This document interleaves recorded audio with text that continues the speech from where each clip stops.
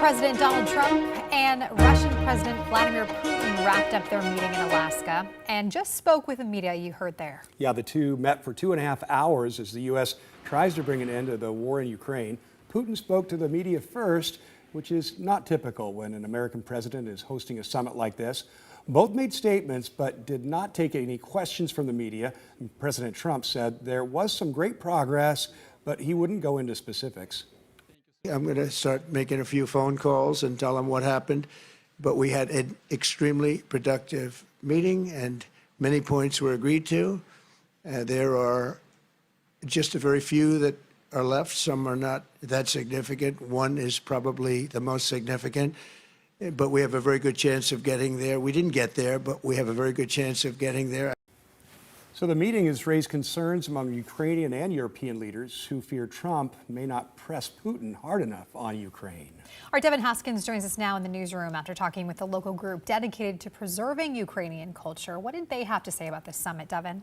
Hey guys, I talked with Yulia Brockdorf. She's the co-founder of the Portland nonprofit called Dawn, which is helping Ukrainians both here and over there. She's in Ukraine now, just 3 miles, she says, from the front lines, and says the summit should have focused on the people that are living through the war.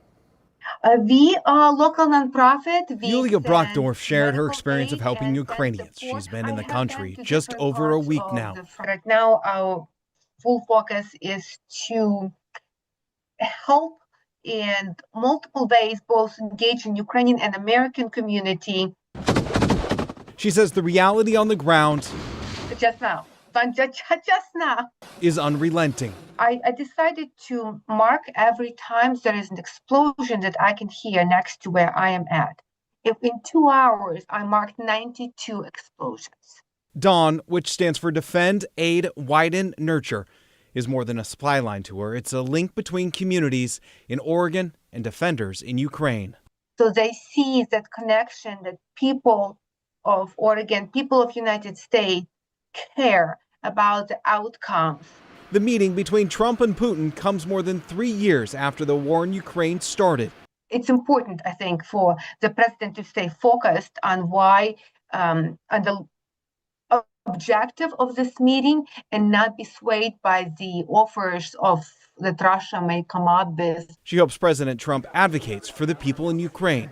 Non-negotiable demand is return of POWs. She also would like a true ceasefire. We cannot allow Russia just to give a carte blanche to regroup, to become stronger.